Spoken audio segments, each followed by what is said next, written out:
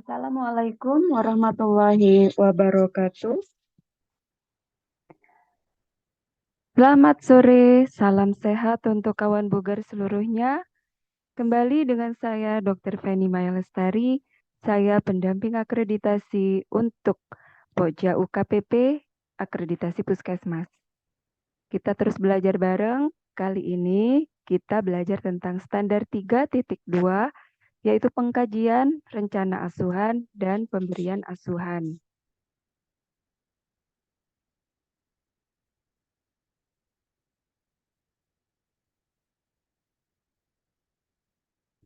Dalam standar 3.2, kita akan belajar antara lain tentang bagaimana itu screening atau penapisan, kemudian tentang pengkajian, rencana asuhan, dan pemberian asuhan itu sendiri apa saja yang nanti diminta dalam standar akreditasi, kemudian berkenaan di sini juga tentang persyaratan kompetensi dan peningkatan kompetensi. Yang tak kalah tetap berkenaan juga yaitu tentang pelimpahan wewenang. Kemudian setiap layanan klinis dilaksanakan secara terpadu oleh tim dan juga tentang pendidikan dan penyuluhan.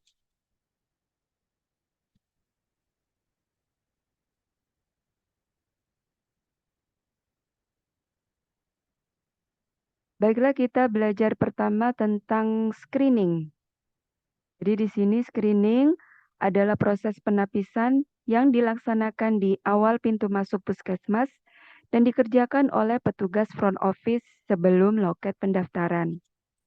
Tugas dari front office di sini adalah melaksanakan screening, mencari kondisi apakah pasien yang datang terdapat kondisi gawat darurat. Bila memang ada, maka pasien ini diarahkan ke ruang gawat darurat. Bila ada resiko nyeri, jadi dari pemeriksaan selintas, pasiennya ini mengeluh nyeri. Bila nyeri berat, sedang hingga berat, maka pasien diarahkan ke ruang gawat darurat.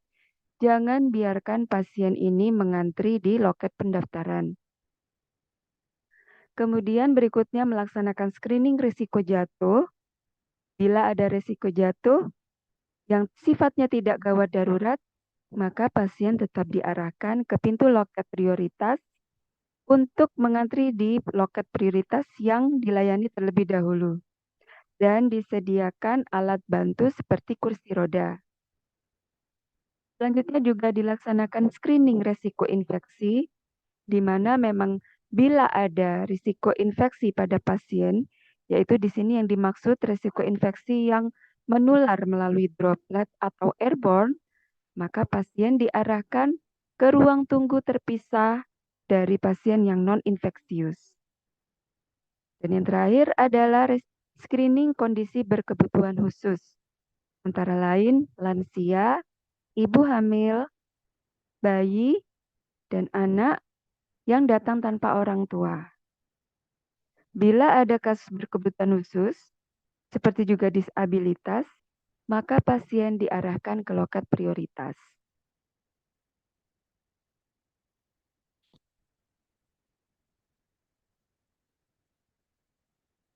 Ini adalah tugas dari front office.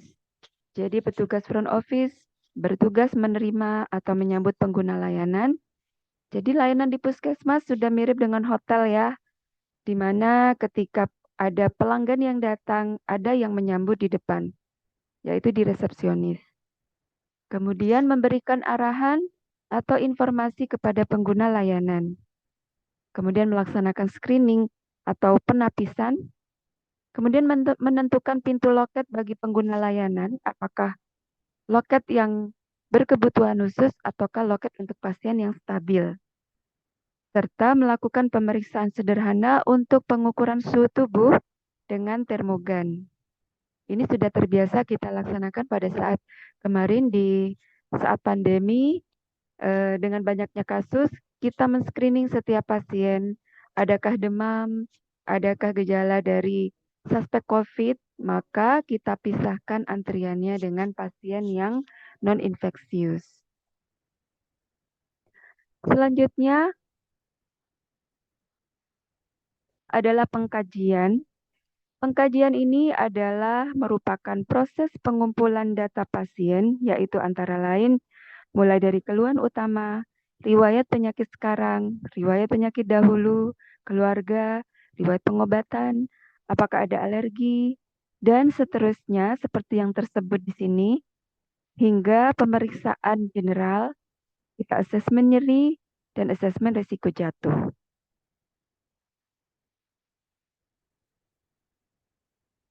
Berikut ini adalah contoh form dari pengkajian, di mana pengkajian ada dua, yaitu pengkajian awal dan pengkajian ulang.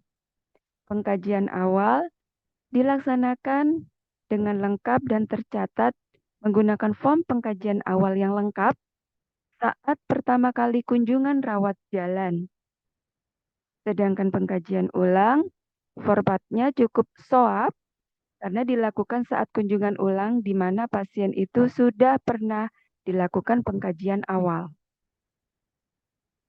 Baiklah, pengkajian awal dan pengkajian ulang dilaksanakan oleh tenaga yang berkompeten sesuai format yang harus diisi. Seperti anamnesa dan pemeriksaan generalis, sebaiknya dilakukan oleh dokter, status gizi oleh nutrisionis, dan asuhan keperawatan oleh perawat. Seperti ini untuk SOAP-nya, di mana S subjektif dan O objektif ini adalah bagian dari pengkajian. Kemudian A ini adalah kesimpulan dari hasil pengkajian yang menghasilkan assessment atau diagnosa. Dan P adalah plan atau rencana asuhan. Penyusunan rencana asuhan klinis disusun berdasarkan hasil kajian yang dinyatakan dalam bentuk diagnosa. Kemudian, rencana asuhan klinis disusun memperhatikan kebutuhan biologis, psikologis, sosial, spiritual, dan memperhatikan nilai budaya yang dimiliki oleh pasien. Rencana asuhan klinis sejoknyanya melibatkan multiprofesi, sehingga dokter tidak bekerja sendiri. Jadi juga melibatkan profesi yang lain yang terkait dengan kondisi pasien. Perubahan rencana asuhan ditentukan berdasarkan hasil kajian lanjut sesuai dengan perubahan kebutuhan pasien. Baiklah, ini contoh penulisan rekam medis, teman-teman. Tetap kaidah SOAP-nya disusun dimulai dari pengkajian, yaitu subjektif dan objektif, kemudian menghasilkan kesimpulan berupa assessment atau diagnosa. Dari diagnosa tersebut, kita kemudian menyusun rencana asuhan, apakah akan diberi terapi obat-obatan per oral, atau bila dirawat inap itu bisa terapi parenteral. Kemudian kita berikan terapi gizi atau dietnya bagaimana. Kemudian pemeriksaan penunjang yang perlu dilakukan, laboratorium, atau mungkin puskesmas memiliki sarana ronsen atau radiologi, atau USG. Kemudian kita berikan KIE atau pendidikan dan penyuluhan. Di sini barulah setelah SOAP tersusun seperti ini, kita tuliskan di sebelahnya, di kolom sebelah, yaitu pemberian asuhan. Jadi detail dari terapi oral kita berikan apa, kemudian terapi gizi, mungkin diet TKTP atau diet bubur lunak atau rendah garam dan sebagainya. Kemudian pemeriksaan laborat yang diperlukan, contohnya darah lengkap, mungkin ada widal dan sebagainya. Kemudian KIE, di sini kita jelaskan kepada pasien edukasinya apa. Jadi teman-teman biasanya bila menuliskan SOAP, SOA-nya itu tersendiri dan P-nya terpisah ya biasanya. Jadi mulai sekarang teman-teman membuat rekam medis, SOAP-nya jadi satu. Jadi di sini adalah rencananya, baru kemudian di sini detail pemberian asuhannya apa saja. Baiklah, untuk pemberian asuhan, di sini adalah bentuk dari tata laksana penyakit, harus dilaksanakan sesuai pedoman internal. Jadi, kita membuat pedoman internal dan panduan internal serta SOP tata laksana kasus yang mengacu pada referensi atau pedoman eksternal. Kemudian dituangkan atau dibuktikan dengan pencatatan lengkap di rekam medis, di mana semua profesi yang terkait dengan kondisi pasien wajib menuliskan asuhannya di dalam rekam medis. Contohnya di sini dokter mengisi terapi dokternya bagaimana, dokter gigi juga, kemudian perawat mengisi asuhan keperawatan, bidan di sini mengisi asuhan kebidanan, kemudian petugas laborat juga ada hasil laboratnya, kemudian apoteker menuliskan farmasi klinis di rekam medis, dan nutrisionis di sini menuliskan asuhan gizi. Bila dibutuhkan konseling sanitasi oleh petugas sanitarian, maka petugas tersebut juga menuliskan konseling sanitasi yang dilekatkan di rekam medis.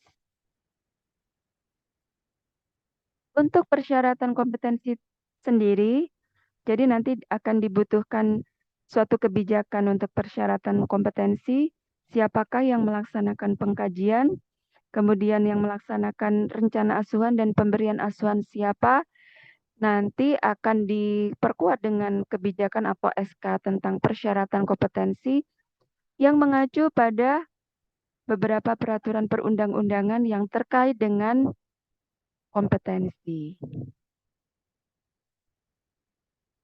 Baiklah, dan ini adalah pedoman yang menunjang pengkajian rencana asuhan dan pemberian klinis yang dilaksanakan.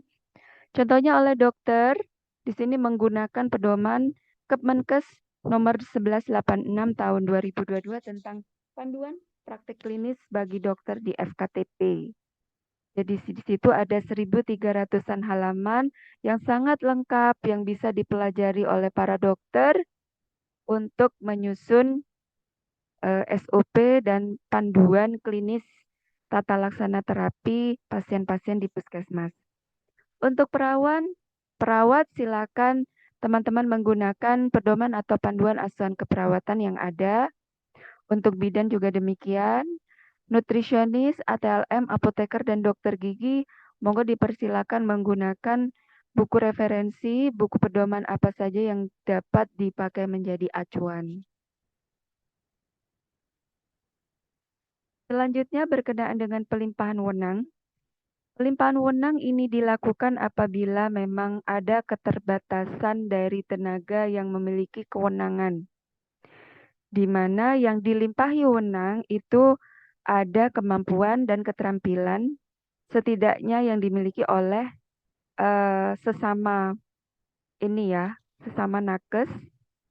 Jadi contohnya dokter yang memiliki kemampuan dan keterampilan yang mirip, maka diberikan pelimpahan wewenang kepada perawat atau bidan. Tidak diberikan kepada nutrisionis, karena kemampuan dan keterampilannya sudah sangat jauh berbeda. Kemudian pelaksana tindakan yang dilimpahkan tetap di bawah pengawasan pemberi limpahan. Pemberi limpahan tetap bertanggung jawab atas tindakan yang dilimpahkan sepanjang pelaksanaan tindakan sesuai dengan pelimpahan yang diberikan. Kemudian, tindakan yang dilimpahkan tidak termasuk mengambil keputusan klinis, seperti contohnya diagnosa dan menentukan terapi tidak boleh dilimpahkan. Jadi, harus tetap dikonsultasikan kepada yang berwenang, dokter atau dokter gigi. Dan tindakan yang dilimpahkan tidak bersifat terus-menerus.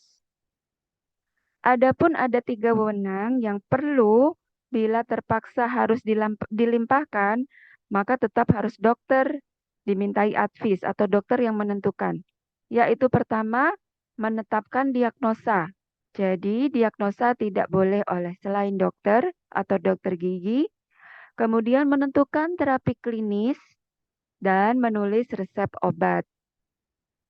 Apabila memang perlu berkonsultasi dengan telepon atau sosial media, maka pelimpahan wewenang harus dilengkapi dengan form SBAR.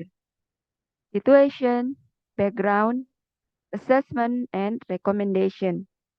Jadi form SBAR ini adalah bukti telah dilakukan pelimpahan wewenang dari perawat atau bidan kepada dokter melalui konsul on call dan dokter tetap bertanggung jawab memberikan advis terapi. Bukti form SBAR ini tertulis juga di rekam medis dan advis dokter juga tertulis di rekam medis.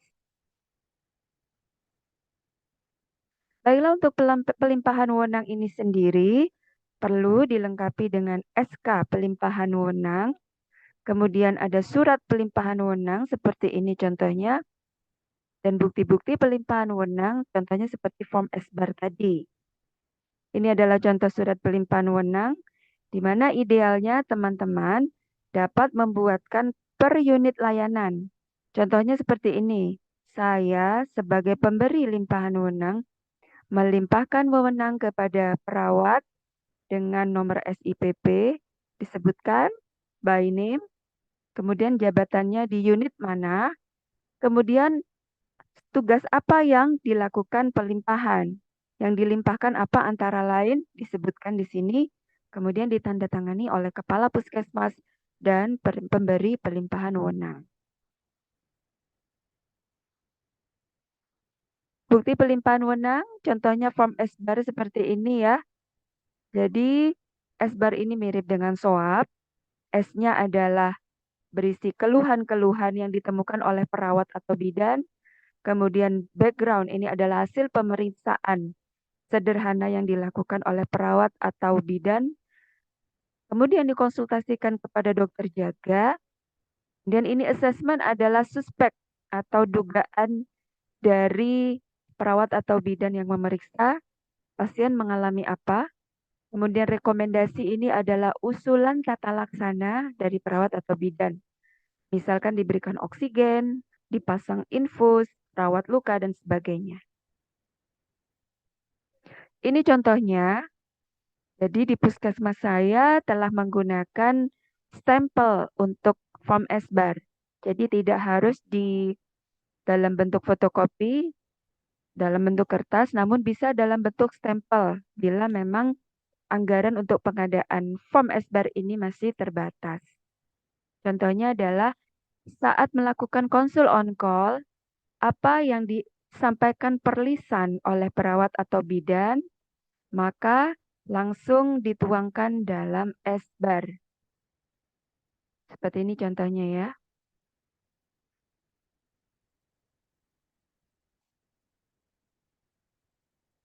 Oke, selanjutnya, poin selanjutnya untuk standar 3.2 adalah teman-teman dalam pelaksanaan layanan klinis atau pemberian asuhan klinis perlu melibatkan tim yang isinya adalah multiprofesi untuk melaksanakan layanan terpadu. Contoh yang sudah berjalan dengan rutin dan sangat baik adalah ANC terpadu. Karena di sini melibatkan dokter, gigi, bidan, nutrisionis, laborat, dan mungkin bila memang dibutuhkan profesi lainnya seperti farmasi pasti juga. Kemudian mungkin dibutuhkan sanitarian bila memang ibu hamil ada penyakit berbasis lingkungan. Ini sudah berjalan dengan baik. Nah, yang menjadi PR kita masih harus perlu untuk dijalankan adalah contohnya pelayanan pasien TB. Karena seringkali pasien TB masih hanya dijalankan oleh tim TB Dots yang terdiri dari dokter dan programmer. Dan kemudian ada beberapa profesi ya. Di sini yang belum adalah multiprofesi ini melaksanakan asuhan, memberikan asuhan yang tercatat di rekam medis.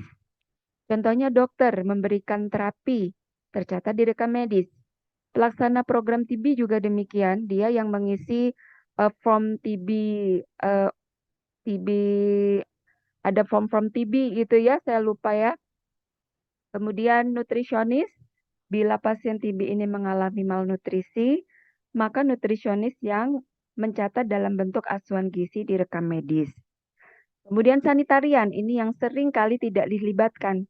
Padahal TB adalah penyakit berbasis lingkungan, di mana setiap pasien seharusnya diberikan konseling sanitasi yang dilanjutkan dengan inspeksi sanitasi. sehingga ada kunjungan rumah dari sanitarian yang melakukan inspeksi sanitasi perumahan di sekitar lingkungan pasien TB.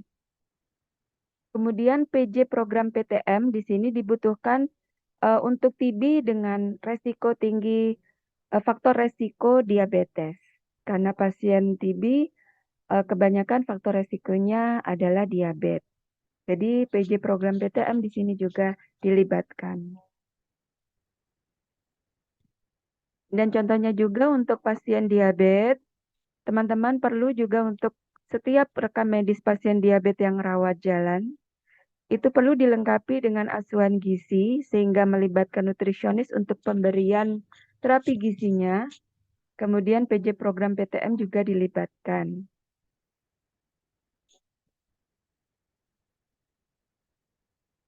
Dan yang terakhir di standar 3.2 ini adalah pendidikan dan penyuluhan pasien, di mana kita memberikan KIE, ini bahasa rekam medisnya, tentang penyakit pasien, kemudian tentang pemeriksaan penunjang yang diperlukan, tentang tata laksana terapi yang sesuai, kemudian bila memang membutuhkan rujukan, kemudian tentang dietnya pasti ya, kemudian efek samping pengobatan, dan tak kalah penting juga PHBS dan protokol kesehatan 3M, ini diberikan kepada pasien dengan alat bantu media promosi kesehatan, contohnya gambar Bali. Baiklah, itu adalah poin-poin penting di standar 3.2 berkenaan dengan dokumen yang ditata dalam Outner. Teman-teman mulai membiasakan tatanan yang urut seperti ini. Jadi selalu diawali dengan kebijakan atau SK. Karena ini standar 3.2, maka SK-nya tentang pengkajian, rencana asuhan, dan pemberian asuhan. Setelah kebijakan atau SK, kita susun pedoman eksternal dan pedoman internal. Kemudian kita buatkan KAK-nya juga untuk unit layanan mulai dari loket, rawat inap, poli umum, poli KIA, dan seterusnya. Serta baru setelah itu SOP-SOP. Jadi ini urut ya untuk dokumen regulasi dari SK, pedoman, KAK, baru SOP. Ini adalah daftar pedoman eksternal yang dapat teman-teman print dan dijilid. Bila memang ada anggarannya, silakan dijilid dan dimasukkan dalam lemari akreditasi. Jadi kita punya perpustakaan pedoman eksternal. Kemudian daftar pedoman internalnya, seperti ini ya. Kemudian ini contoh SOP-SOP yang perlu, mulai dari SOP pengkajian, apa saja kegiatan yang termasuk proses pengkajian. Jadi mulai dari anamnesa, kemudian dari screening, kemudian dari pemeriksaan fisik, pemeriksaan general, tanda-tanda vital itu adalah masuk SOP pengkajian. Selanjutnya SOP rencana asuhan, di sini dibutuhkan SOP penyusunan rencana asuhan dan layanan terpadu per penyakit. Jadi layanan terpadu untuk ANC terpadu, kemudian SOP untuk layanan terpadu pasien TB, layanan terpadu pasien diabetes, kemudian pasien HIV, ini kita buatkan SOP-nya masing-masing. Dilanjutkan dengan SOP pemberian asuhan. Jadi di sini ada SOP tata laksana penyakit yang masuk dalam panduan praktik klinis dokter umum. Teman-teman boleh membuatkan 30 penyakit terbanyak untuk SOP-nya, atau bila mampu bisa dibuatkan 144 diagnosa. Kemudian tata laksana penyakit gigi dan mulut, SOP keperawatan, kemudian SOP tata laksana kebidanan, dan SOP yang terkait dirawat inap seperti visite, konsul on-call, dan timbang terima. Nah, selanjutnya adalah dokumen terkait dengan bukti kegiatan. Bukti kegiatan yang ada di standar 3.2 ada semua di rekam medis. Jadi teman-teman perlulah kita untuk mempercantik kedis kita, bukan hanya dari tampilan luar, namun kelengkapan isinya terutama. Dan dokumen lain yang menjadi bukti yang masuk ke Outner antara lain adalah form-form seperti form screening, form pengkajian awal, dan form SBAR, serta form surat pelimpahan wewenang. Dan yang terakhir adalah bukti dokumen monitoring yang kita masukkan untuk memonitor kegiatan dari UKP. Pertama, kita laksanakan monitoring terhadap pelaksanaan pengkajian, rencana asuhan, dan pemberian asuhan yang dilaksanakan oleh PJ UKPP terhadap kelengkapan isi rekam medis. Perlu dilakukan rekam medis itu sudah lengkap atau tidak, PJ UKP yang memonitor. Kemudian pemberian layanan sudah sesuai dengan kompetensi atau tidak. Jadi perlu dilihat lagi apakah diagnosa, terapi, dan penulisan resep sudah semua dilakukan oleh dokter. Dan bila ada pelimpahan wewenang, adakah buktinya? Itu nanti akan dimonitor oleh PJ UKP. Kemudian audit rekam medis, di sini termasuk juga kelengkapan isi rekam medis ditambah dengan kesesuaian terapi yang tertera dengan panduan praktik klinis. Alat yang dipergunakan untuk monitoring di sini adalah daftar tilik, menggunakan daftar tilik, di mana hasilnya nanti dianalisa apabila ada permasalahan, dicari penyebab permasalahan dan disusun rencana tindak lanjutnya. Jadi kita buatkan matrik PDCA. Dan perlu juga dilakukan monitoring terhadap kepatuhan petugas terhadap prosedur atau SOP.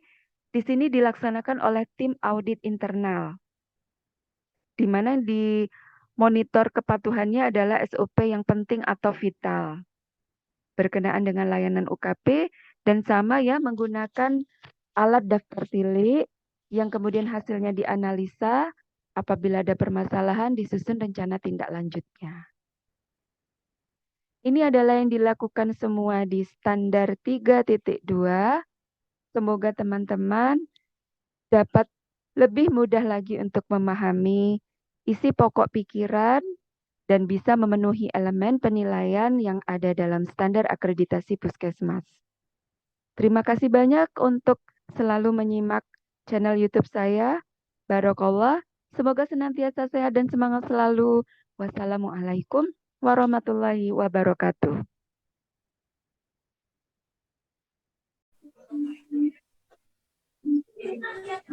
Hai Dokter Roni, tadi Dokter Roni ingin tahu tentang pengkajian awal. Kalau di rawat inap dok, form pengkajian awal ini sudah menjadi satu paket dengan rekam medis rawat inap secara keseluruhan. Jadi sudah lengkap dari cover, kemudian urut ada general consent, bla bla, kemudian ada form pengkajian. Jadi form pengkajian ini munculnya di awal-awal.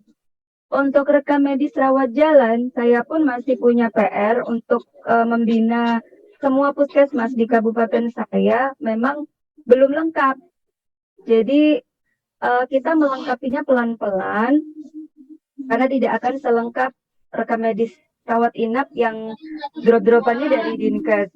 Beda dengan rawat jalan kan kita masih mengadakan sendiri, kebetulan begitu. Jadi kita memastikan bahwa cover itu ada. Setelah cover itu general consent, baru kemudian pengkajian. Bila memang dibutuhkan tindakan, baru kita sematkan juga ada inform consent. Jadi memang jadi satu dok dengan satu bundle dengan rekam medis yang berjalan, tidak dipisah gitu. Itu ya Dokter Roni. Assalamualaikum dok, mohon izin bertanya dok. Bentar Dokter Eman, dari Dokter Roni dulu. Apakah sudah dok?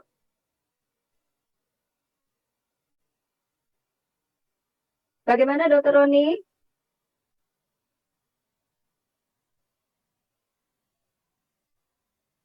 Mana Dokter Roninya ya? Monggo Dokter Eman.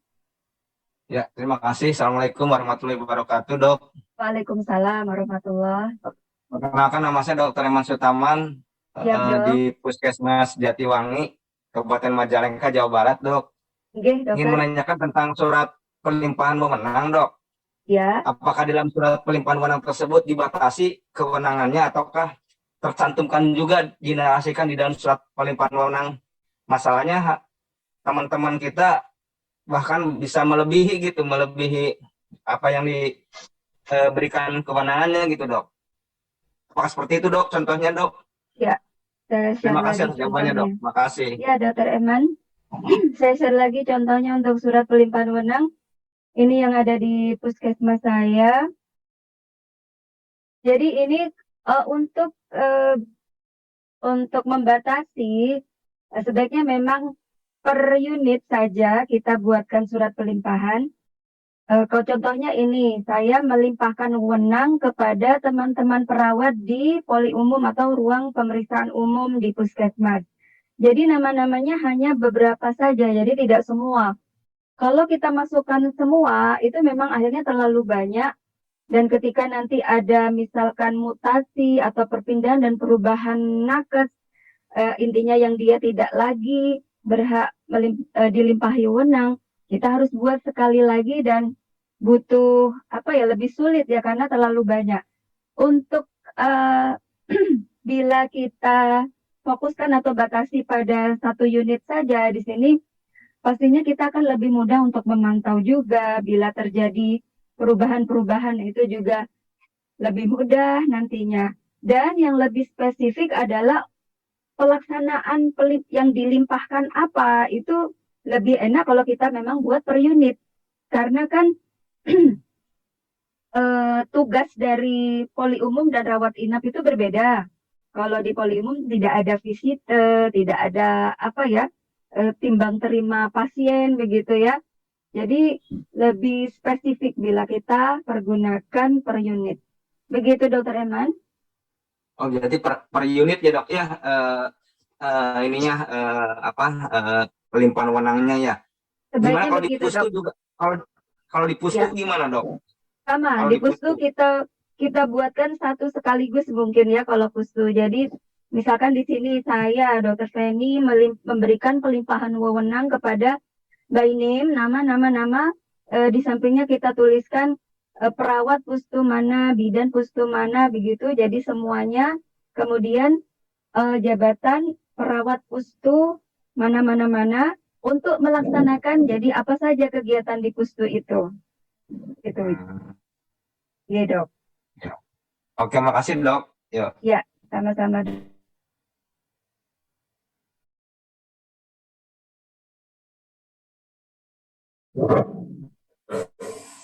Izin bertanya lagi, Dokter Penny. Oh, Dokter Roni muncul lagi. Iya, iya. Tadi bagaimana dok? Iya, nanti mungkin kalau ada format untuk pengkajian awal klinis dan reka medik yang menyatu Ya. untuk rawat, mungkin saya minta Ya. contohnya, Dok, ya. Ya, Terus saya untuk share. ya siap, untuk resume medis gimana ya? Kalau untuk di rumah sakit kan biasanya pasien yang pulang itu kalau minta itu suka dikasih resume medisnya, Dok. Kalau untuk di puskesmas rawat jalan seperti apa ya? Itu nanti bahasannya kalau resume ada di standar 3.6 dok, pemulangan pasien. Oh ya, Pemulangan siap. pasien itu masih belum di sini dok. Oke. Ya, terima kasih, Dok. Iya.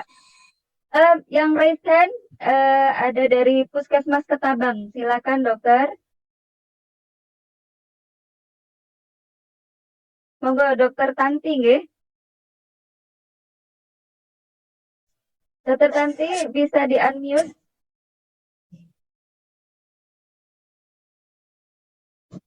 Ya, Assalamualaikum.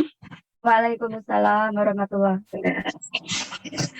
Yang ingin saya tanyakan tentang pelimpahan wewenang ini kan ada batas waktu ya, Bu? Nggih. Katanya. Kalau seandainya pelimpahan wewenang ini dari apoteker kita ke asisten apoteker yang ada di Pustu. Kebetulan kita asisten apoteker yang ditempatkan di Pustu ya Bu ya. Oke.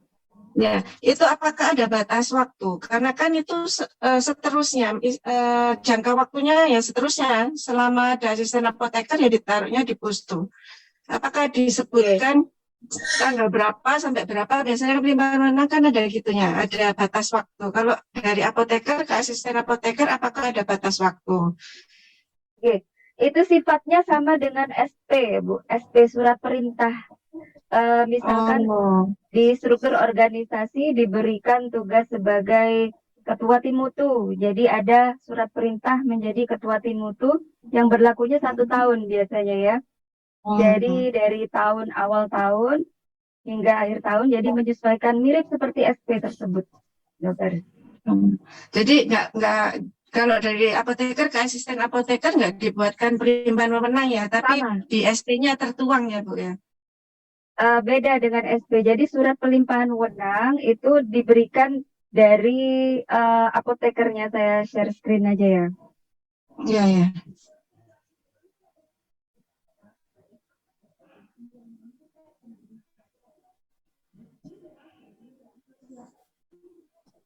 Jadi ini nggih. Jadi nama, siapa, jabatan apoteker, kemudian diberikan pelimpahan wewenang kepada siapa, jabatan apa ya namanya ya sekarang asisten apoteker itu tenaga klinis apa kefarmasian ya. Informasi ya. Oke, untuk melaksanakan apa saja yang nanti dilimpahkan dari apoteker gitu. Oke, Kalau batas waktunya nggak usah dicantumkan ya Bu ya. bisa kita cantumkan, dokter. Selama 1 tahun gitu. Iya, selama 1 tahun. Oke. Di Yang kedua SP. ya Bu. Oke. Oke. Ya. Yang kedua, untuk pengkajian awal, kita tahu ya, sudah jadi rahasia umum kalau di poli umum atau poli manapun kadang kita meskipun ada pasien baru nggak melakukan nggak menulis di form, pengkajian awal, cuman di rekam medik itu hanya ditanyain tentang pengkajian awalnya aja, cuman tulisan di form itu nggak tertulis di formnya. Nah, untuk memonitoring pengkajian awal ini apa saja daftar tiliknya Bu yang harus dituangkan di daftar tilik itu? Karena kita tahu nggak rahasia umum lah ya, nggak semuanya akan dilakukan pengkajian awal itu. Hampir semua puskesmas itu kalau nggak digenjot itu nggak dikerjakan memang gitu. Kalau saya begitu. Dan itu PR nanti ketika surveyor datang, ini kok tidak ada pengkajian, baru setelah pasca survei baru dikebut. Biasanya begitu. Ya kita mulai dari sekarang lah sebelum kita bertemu dengan survei, kita lakukan ini ya checklist untuk kelengkapan rekam medis. Jadi bukan dari covernya kalau bisa, karena memang setiap rekam medis kan memang harus ada cover seharusnya. Kemudian form apa yang dibutuhkan semuanya itu perlu dilengkapi, bukan hanya ada atau tidaknya, diisi atau tidaknya juga.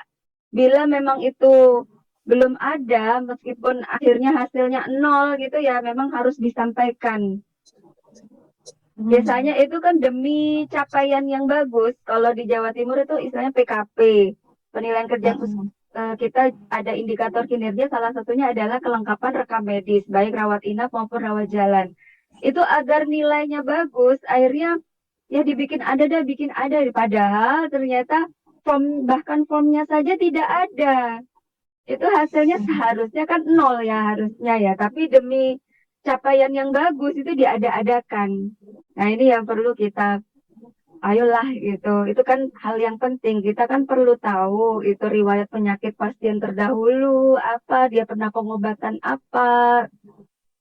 Kemudian beberapa hal terkait juga rekam medis itu kan suatu media untuk berkomunikasi. Misalkan dokter yang pernah menangani pasien diabetes hipertensi, kemudian dia pindah dimutasi, diganti dokter baru yang pastinya tidak paham ya tentang semua pasien. Maka dia paham pastinya setelah membaca rekam medis. Artinya kalau rekam medis kita lengkap, dokter yang baru dia akan melanjutkan ya. Ini yang saya pernah kejadian di suatu puskesmas itu, untuk semua ibu hamil itu tidak tidak memakai rekam medis yang seharusnya dipakai begitu. Jadi cukup dengan buku KIA dan ada kartu ibu begitu. Loh ini gimana kalau kita pengen tahu ini pasiennya pernah hipertensi kah, pernah pengobatan TB kah? Kita kan nggak tahu kalau cuman buku KIA saja yang kita pakai ketika pasien datang ANC begitu. Rekam medisnya juga disertakan dong. Itu kan alat media untuk kita tahu riwayatnya dari pasien. Ini juga PR sebenarnya dokter. Oke. Jadi mesti harus ada ya setiap pasien baru atau Harus dong. atau pasien lama yang perlu kaji ulang setiap pasien pasti harus ada. Kalau kaji ulang itu kan cukup swab yang di lembar Swab aja. Ya. swab saja. Oke. Jadi setiap pasien baru aja ya Bu ya. Ya, setiap pasien baru kita buatkan pengkajiannya. Ya, formnya sih udah ada kalau di puskesmas Oke. kami. Nah, pelaksanaannya ini yang Iya, pasti butuh formnya butuh pasti sudah ada. penggerakan. Iya, Iya. dicicil ya. Iya. Ya, terima kasih Bu Feni. Oke, sami-sami, Dokter Tanti. Berikutnya ada Dokter Jannah. Oke, silakan dokter. Assalamualaikum Dokter Feni. Waalaikumsalam. Oke. Izin bertanya Dokter, saya Dokter Jana dari Puskesmas Lamongan. Oke. Mau bertanya, yang pertama tadi terkait dengan limpahan wewenang, kita kan kalau dokter melimpahkan wewenang kepada para medis harus ada pengawasan, bukti Ya. pengawasan dan bukti seperti itu. Nah, apa yang sebagai bukti bahwa kita mengawasi mereka kalau itu rawat jalan? Jadi tidak ada esbar di rawat jalan di poli ini seperti itu. Iya. Yang pertama. Terus yang kedua, untuk audit rekam medis itu apakah sama dengan audit klinis gitu? Yang untuk tadi yang di slide terakhir itu kalau kami audit klinis itu sudah kami kerjakan, memang kami dokter yang melaksanakan, Kak, yang untuk rekam medis tersebut. Terus yang ketiga, kami bertanya terkait dengan pengkajian dokter. Form pengkajian kami menggunakan rekam medis tapi belum tersupport. Nah, terus seperti itu nantinya kepada surveyor akan kami suguhkan apa seperti itu, mohon petunjuknya barangkali bisa dapat masukan saya dokter. Tiga dulu ya dokter. Tiga dulu satu persatu dulu. Ya. Jadi kita juga memberikan kesempatan pada yang lain. Yang pertama tadi apa Tentang monitoring pelimpahan wewenang, bentuknya kalau rawat jalan. Oh iya, selama ini rawat jalan itu kita terkendala untuk ketika pasien banyak, dokternya tidak ada. Kalau kita mau pakai esbar itu sulit, nggih? Iya. Nah, kalau rawat jalan kita pantau selama ini itu kasusnya adalah kasus kunjungan ulang sebagian besar. Jadi diabetes kunjungan ulang, hipertensi kunjungan ulang, atau kunjungan ulang untuk minta rujukan ulang gitu. Rujuk rumah sakit biasanya rata-rata gitu. Atau kasus meminta surat keterangan sehat gitu. Idealnya, pertama, idealnya dokter tetap harus ada standby di situ sebisa mungkin. Bila memang dokternya banyak, seperti di puskesmas saya dokternya 4, jadi pastikan selalu ada yang standby. Itu idealnya, bentuk idealnya.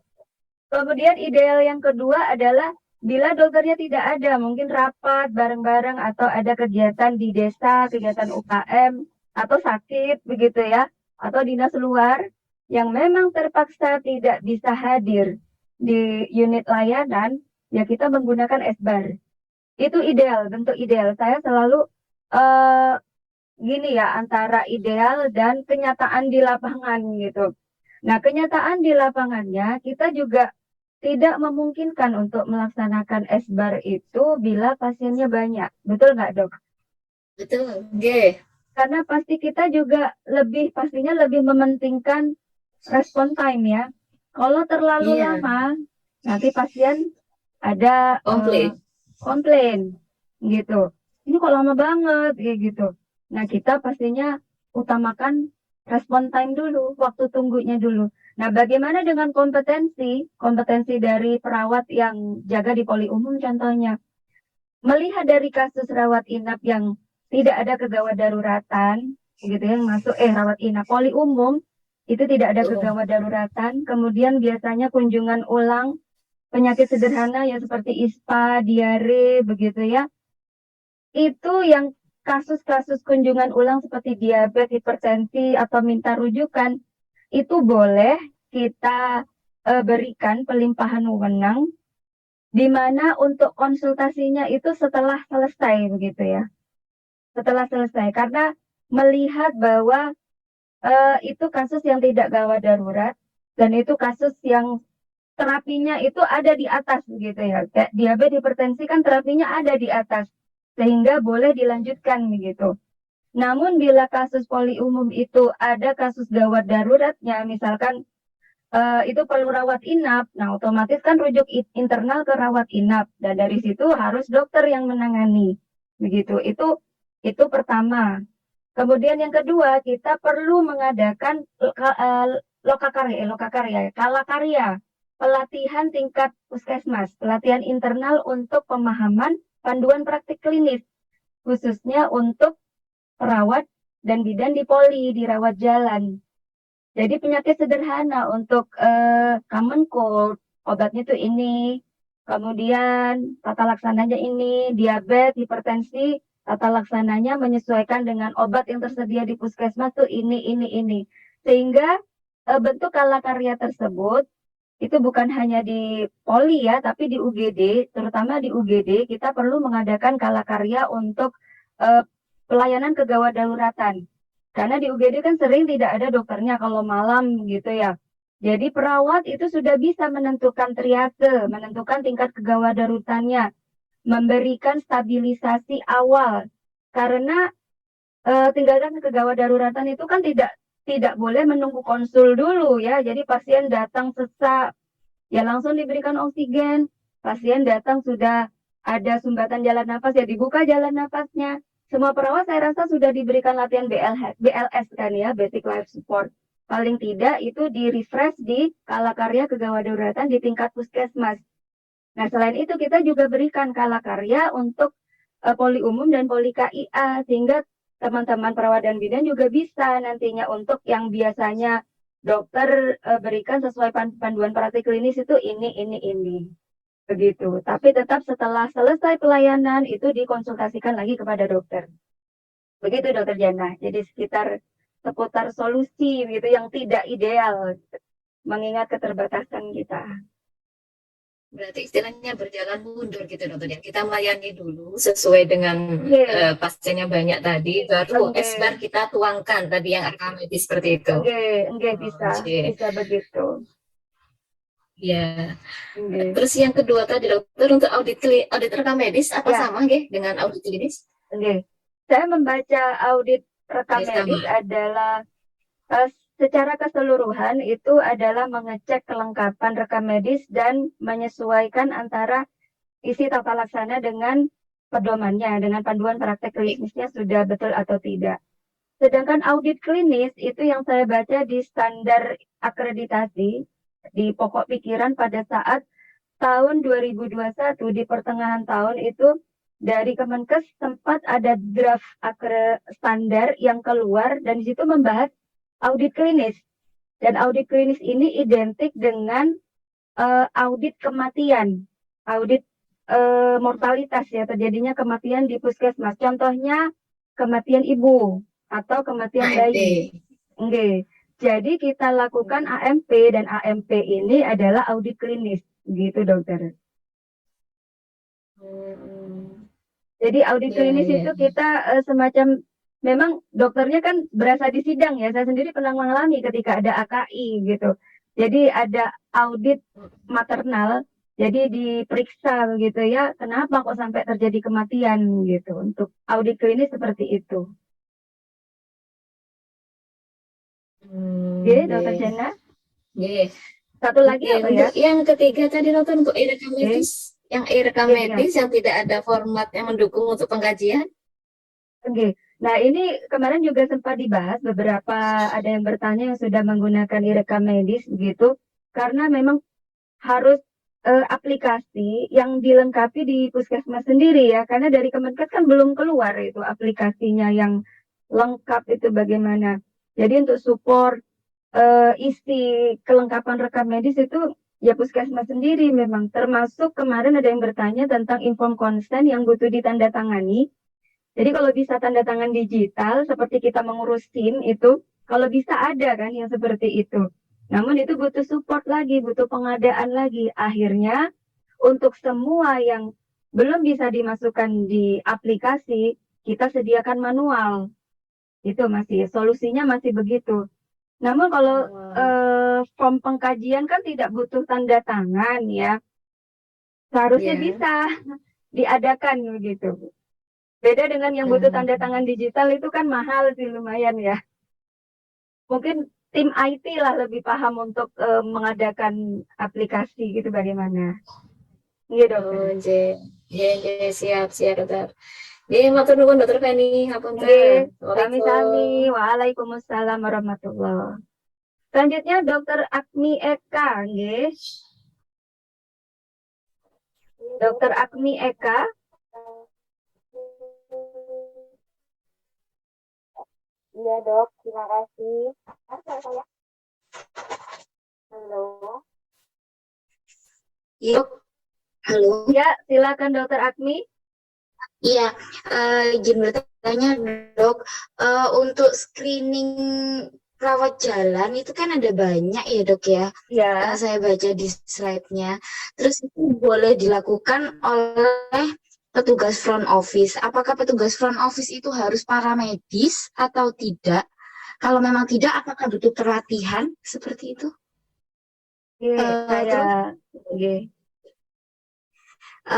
Untuk ini dok, sebentar.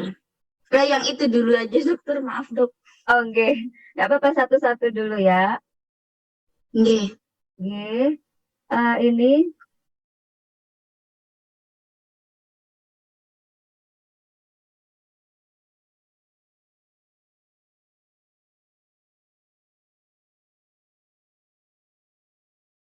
Oke, saya luruskan untuk kegiatan screening. Sudah tampak, nggih? Nggih. Sampun. Ayolah, untuk kegiatan screening di sini yang menentukan ini pasiennya gawat tidak. Jadi kalau pasien kondisi gawat tanpa diperiksa airway breathing circulation itu udah jelas gak sadar. Kemudian ada fraktur, perdarahan gitu ya, terus kejang, sesak gitu. Tiap orang tidak perlu nakes kan bisa ya. Oh ini tahu nih gawat ini. Jangan di poli, UGD masuk silakan UGD. Oh ya gitu. Kemudian resiko nyeri. Resiko nyeri itu kalau orangnya udah kesakitan banget, nggak bisa antri kan di rawat jalan. Udah masuk UGD aja gitu. Kemudian resiko jatuh. Udah jelas orangnya itu fraktur, ya nggak mungkin antri. Kemudian pakai kruk gitu ya misalkan, atau lansia yang sudah tergopoh-gopoh gitu, kita sediakan kursi roda. Tapi tidak ada kegawat daruratan. Berarti silakan mengantri di loket yang berkebutuhan khusus. Kemudian resiko infeksi, jelas ya. Orang kan bisa, kemarin kita waktu pandemi aja, waktu masih banyak kasusnya itu, banyak petugas yang bukan nakes, kita minta jaga untuk cek termogan ya, seperti petugas di hotel atau di kantor-kantor gitu, cek suhu, kemudian kalau kelihatan nih orangnya batuk-batuk, demam gitu, jangan jadikan satu dengan pasien lainnya yang non-infeksius. Jadi dia harus menunggu di ruang tunggu yang infeksius gitu, diisolasi. Demikian juga untuk yang berkebutuhan khusus, lansia, hamil dan sebagainya itu dipersilakan ke loket khusus. Jadi ini tidak perlu nakes ini, cukup dilatih ini saja. Kamu nanti lihat tanda gawat daruratnya. Kalau nyeri, kalau resiko jatuh, kalau infeksi, kalau berkebutuhan khusus itu masuk kemana tinggal dilatih itunya saja. Mungkin yang berarti kayak linmas gitu boleh dok ya? Boleh. Okay. Oh boleh. Berarti dan itu semua pasien harus di screening. Apakah butuh form khusus? Ada formnya. Kemarin kita bahas di standar 3.1. Ya, saya sudah pernah lihat juga dok. Cuman maksud saya apakah itu setiap pasien harus dicentangin satu-satu? Karena kan mengingat pasiennya Ya, banyak juga dok. idealnya itu lagi. Kita berbicara ideal ya, sama dengan proses pelimpahan wewenang. Apakah semua pasien rawat jalan kita pasangi, kita buatkan S-bar. Nah, kita utamakan dulu respon time-nya yang memungkinkan tidak terjadi tumpukan antrian begitu. Jangan sampai terjadi tumpukan antrian yang menimbulkan komplain, itu dulu terutama. Namun bila memang kita bisa menguasai kondisi, intinya tidak harus terisi lah, tidak harus terisi formnya, tapi proses screeningnya tetap berjalan. Misalkan petugasnya udah jelas nih, petugas kasus gawat darurat tidak boleh dong antri ke loket rawat jalan itu. Jadi proses screeningnya tetap berjalan. Gitu, nggih, Dok. Oh, nggih dok. Pertanyaan kedua boleh nggih dok? Nggih, nggih boleh. Untuk KIE dok, KIE itu kan selama ini kita berjalannya bahwa kita KIE habis itu kita tulis di rekam medis. Apakah itu perlu Ya. tanda tangan pasien untuk sebagai bukti bahwa pasien ini sudah paham atas penjelasan kita?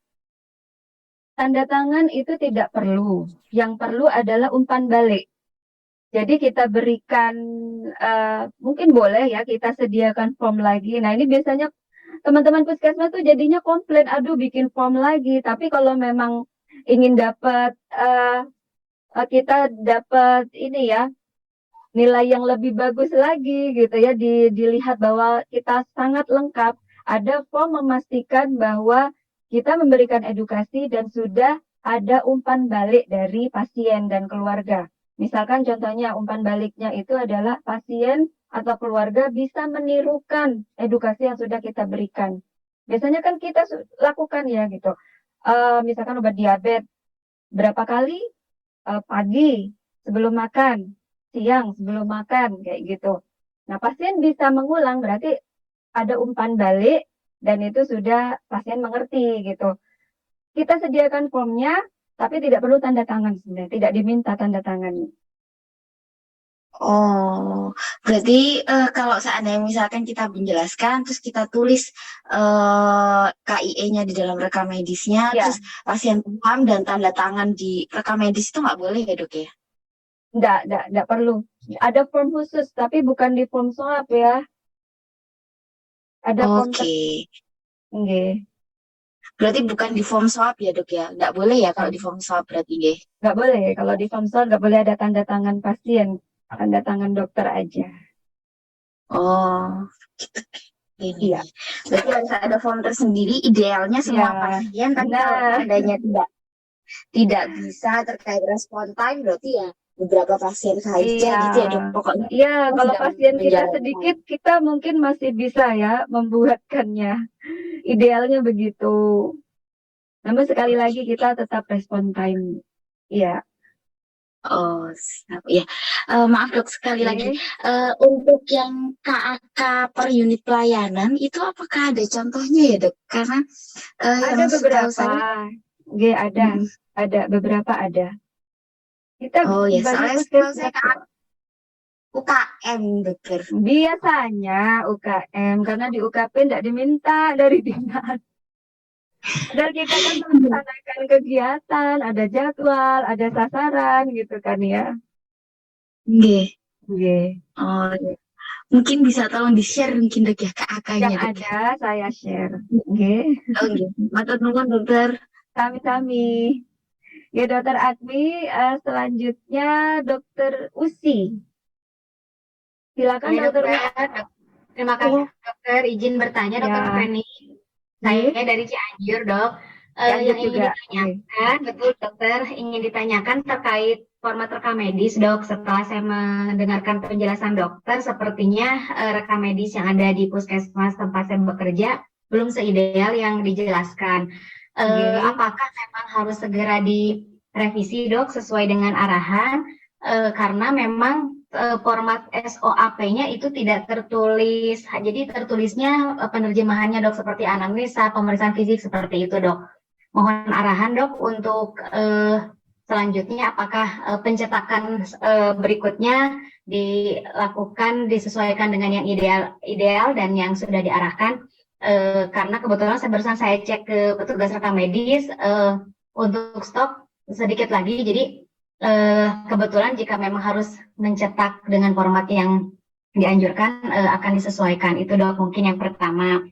Kemudian yang kedua dokter untuk filing dokumen tadi diarahkan diawali dari kebijakan ya dok ya, urutannya seperti yang sudah dipaparkan. Jadi tidak dipisah ya dok, misalkan SK saja dalam satu filing, SOP saja tidak ya dok, tetap beruntun ya seperti akre yang awal.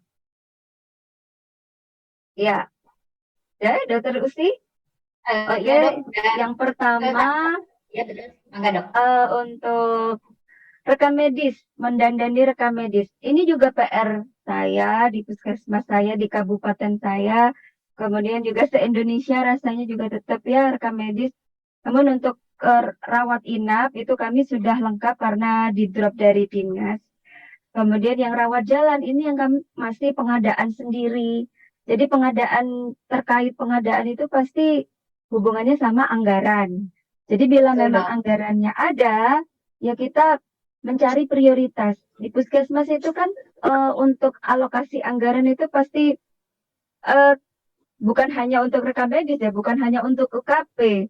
Dari UKM gitu bila memang UKM ada ya, BUK. Kemudian terkait juga di UKP itu kita juga dana JKN itu kan ada untuk fotokopi, ada untuk pengadaan barang, bukan hanya untuk jaspel ya, jadi untuk pengadaan, pembelian obat, begitu.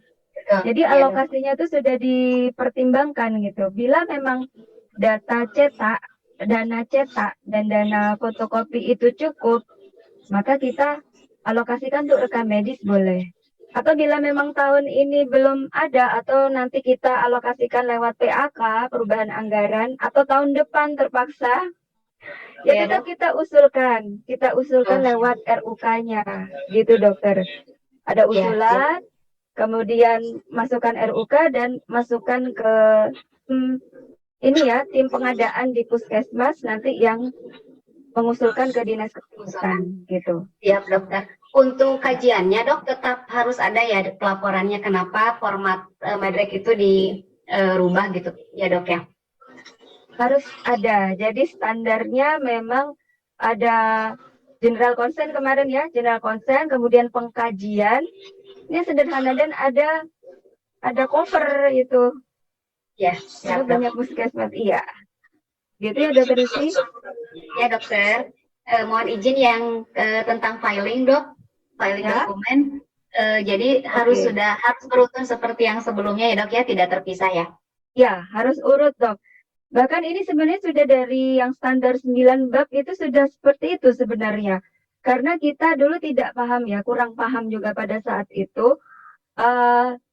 Ketika bertemu bab 7 mungkin masih ingat, di bab 7 itu dokumen pertama yang diminta itu adalah SOP pendaftaran. Mungkin ada yang masih punya ya, standar yang bab 7.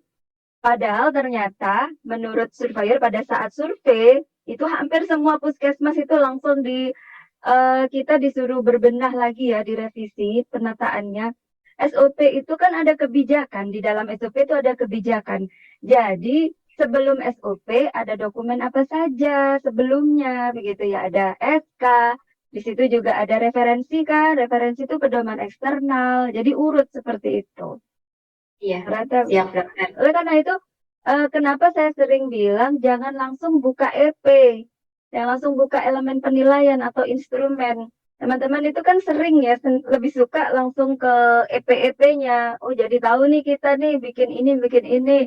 Nah padahal EP itu kan dipakai surveyor atau pendamping untuk menilai, untuk survei. Sedangkan kita yang di puskesmas sebagai pelaksana, kita baca yang pokok pikiran aja dulu. Apa yang diminta itu tertuang di situ. Ya, siap dokter. Dokter mohon maaf satu lagi terkait pendelegasian wewenang. Di puskesmas saya biasanya, bukan biasanya, maksudnya ketika dokter tidak ada kan di cover oleh perawat. Nah pendelegasian wewenang yang ada sudah tertulis sesuai dengan yang tadi dijelaskan. Namun untuk pengisian di rekam medisnya berarti pada saat pemeriksaan perawat mengisi dengan askepnya ya dok ya? Begitu Ya, dok? ya perawat dengan askep. Nanti untuk diagnosa medisnya tetap kita harus isi dok ketika misalkan kita ada di puskesmas. Iya, karena diagnosa medis itu kan dokter yang membuat. Kemudian perawat itu kan mereka diagnosa keperawatan ya berbeda ya. Betul dokter. Ya, yang ditanya dokter Usi apa ya? Untuk yang jadi dok yang tertulis di rekam medis itu cukup askepnya saja ya dok karena sudah ada bukti pendelegasian wewenangnya. Oh, kita pakai istilah pelimpahan wewenang sekarang, tidak pakai pendelegasi. Pelimpahan ya dok, mohon maaf. Iya Iya, dokter. jadi harus ada form S-bar itu tadi. Oh, tetap ya dok ya harus Tetap. sebenarnya harus dilampirkan. Siap. Iya. Ya. Siap dokter. Hatur nuhun dokter. Terima kasih. Terima kasih Dokter Oke, Usi. Assalamualaikum. Waalaikumsalam. Izin sebentar Bapak Ibu, saya ada ojol sebentar ya.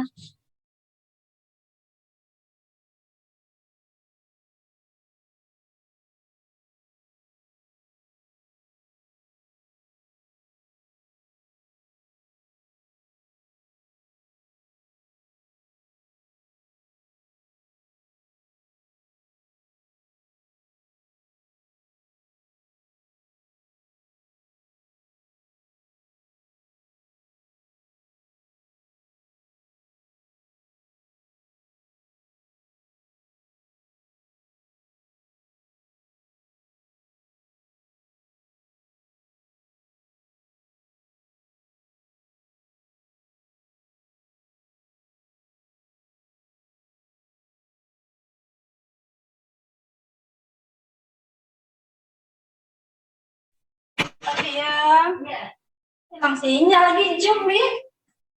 Nah, lagi Zoom. Lagi Zoom di HP.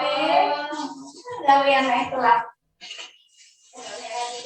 Tanggal merah kan juga nanti biasanya ngerti Zoom mah.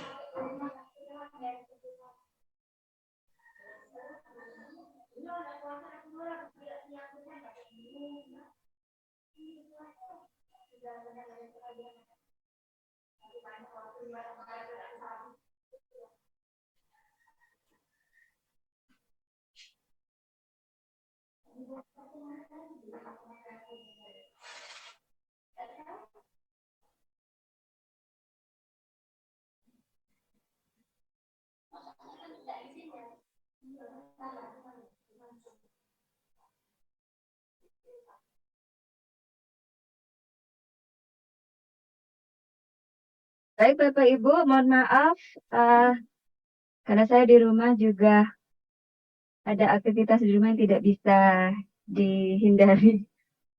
Selanjutnya Dokter Beni, silakan Dokter Beni.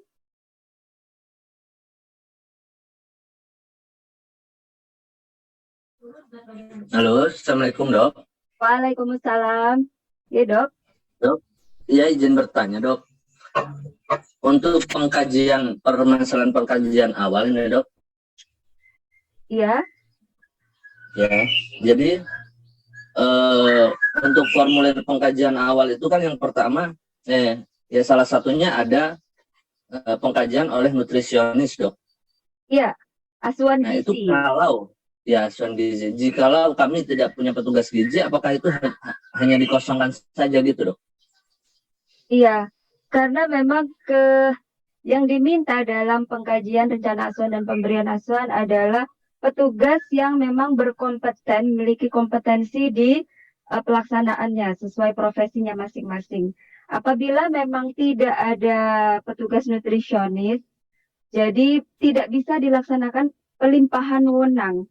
Jadi terapi gizi itu tidak dibuat dengan asuhan gizi. Jadi hanya advis dokter, karena dokter pastinya paham ya, paham bila diabetes itu dietnya harus bagaimana. Namun yang tidak ada di kompetensi dokter adalah menentukan menu dan kalorinya. Itu yang tidak bisa dilakukan. Jadi mungkin hanya seputar diet rendah kalori seperti itu.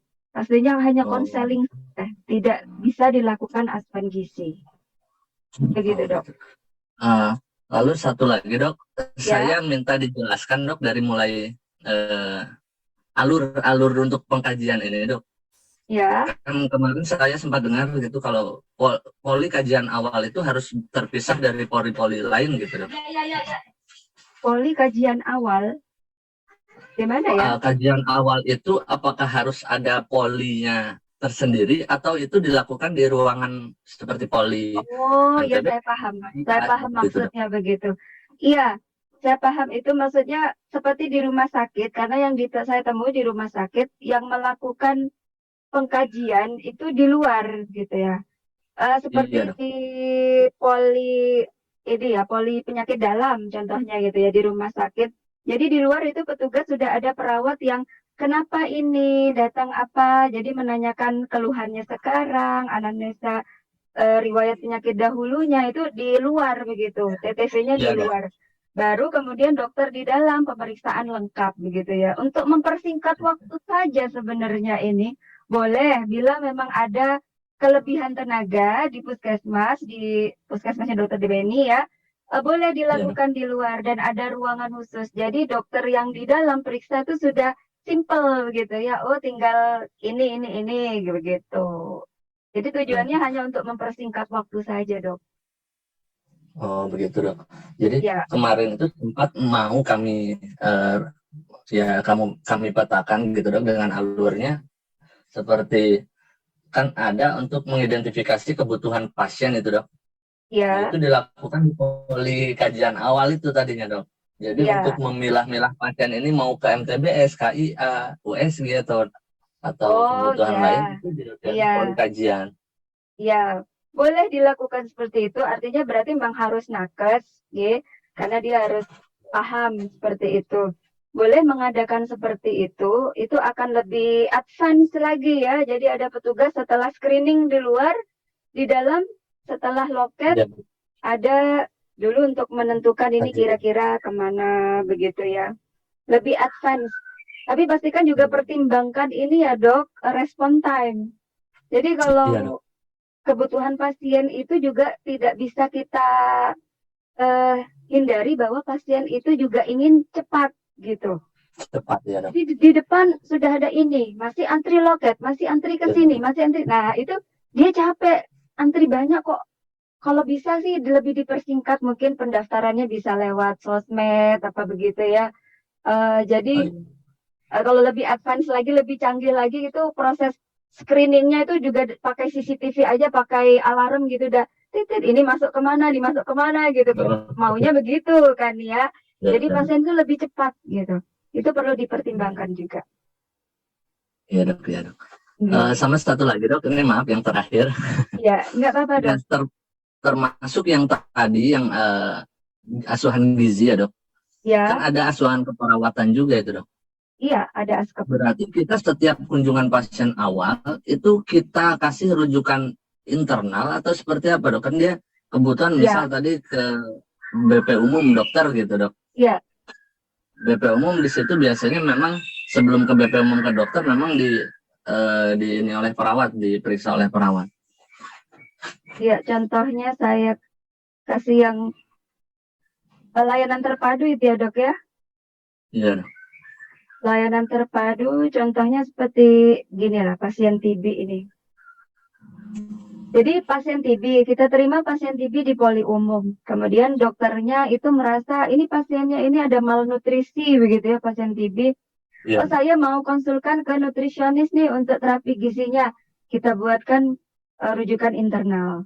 Tapi bila memang itu multiprofesi, ini ada malnutrisi, kemudian dia kan berbasis lingkungan, saya harus konsulkan ke sanitarian, kemudian perlu juga nanti apa ya ke programmer TB, ke PTM juga mungkin untuk tata laksana seputar program PTM. Kita buatkan satu form rujukan internal di mana tujuannya itu ke banyak profesi begitu, ke banyak tupoksi. Jadi tidak perlu ke nutrisionis satu rujukan, sanitarian satu rujukan, banyak dong. Jadi cukup satu saja, Dok. Satu, tapi pasiennya nanti Ya, bisa pasiennya masuk yang ke nanti mana-mana gitu, dipindah. ke Ya, bisa kemana-mana. Tapi jangan Itu berarti dibiarkan jalan ada sendiri. petugas yang ya dok. Ya, Berarti ada petugas idealnya yang mengarahkan pasien ya dok. harus ada, Dok. Pastinya Iya, harus iya. ada. Kita Seperti perawat juga ruangan aja. termasuk dalam mengidentifikasi kebutuhan pasien adalah pasien itu inginnya dia tuh nggak kebingungan dan tidak tersesat kan ya.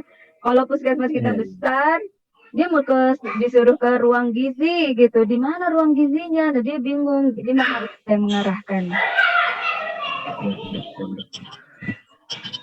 Siap dok, terima kasih dok penjelasannya. Iya, Sementara dokter. itu dulu. Ya, terima kasih. Waalaikumsalam warahmatullahi. Berikutnya, Puskesmas Taman Kroco, ada siapa nih ya? Selamat pagi, Assalamualaikum dokter. Waalaikumsalam. Dengan Mbak siapa? Dengan Christine dokter. Oh, Mbak Christine yang kemarin. Mbak bisa lebih besar, Mbak? Siap dokter. Yang ingin saya tanyakan adalah ini karena saya sebelumnya adalah sebagai PJ di unit ya. Baru sekarang ini saya diberi tugas untuk melaksanakan sebagai UKP dokter. Tentunya sangat bingung sebagai ini ya UKP dan perlu banyak belajar. Ya. Dokternya masih satu aja ya, dokter Anissa ya? Enggak dokter, masih dokter umum ada dokter Anissa dan satu kapus dokter. Iya. Untuk dokter gigi kita masih kosong. Kebetulan kemarin bersurat kepada Dinkes untuk pengajuan dokter gigi karena pelayanan gigi kita masih tutup karena tidak ada dokter giginya.